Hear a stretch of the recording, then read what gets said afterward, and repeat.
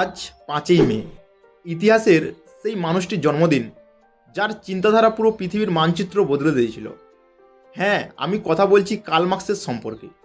1818 সালে জার্মানিতে জন্ম নেওয়া এই মানুষটি পেশায় ছিলেন একজন সাংবাদিক এবং দার্শনিক, কিন্তু দুনিয়া তাকে চেনে আধুনিক সমাজতন্ত্রের জনক হিসেবে।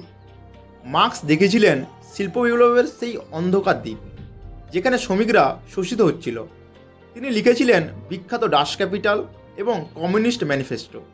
তার সবচেয়ে পাওয়ারফুল কথাটি ছিল দুনিয়ার মজদুর এক হও।